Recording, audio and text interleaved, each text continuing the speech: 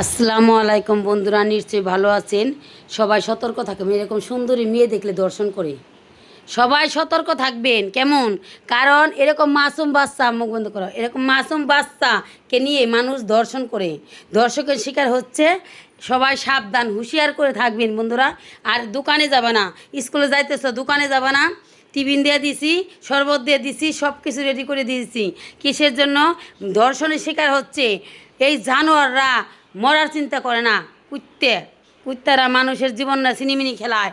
এই সমস্ত অসভ্য বাচ্চাগুলো আল্লাহ কুকুরের মতো প্রধানমন্ত্রীরা মাইরে ফেলাই দিত। নেশা গাঁজা যারা খায় তারা এই সমস্ত দর্শনের শিকার করে। তাই সবাই সতর্ক থাকবেন, এরকম কিউট কিউট বাচ্চাগুলো সতর্ক রাখবেন। কিসের জন্য মানুষ দর্শনের শিকার হচ্ছে।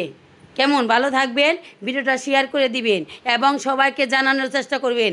আমাদের এখানে একজন এরকম হয়েছে, ওই যে মানিকগঞ্জের ওদিকে এরকম হয়েছে, বনপাড়ালির ওদিকে হয়েছে, বনপাড়ালির ওদিকে হয়েছে, মানিকগঞ্জের ওদিকে হয়েছে। এই দর্শন নিয়ে শিকার।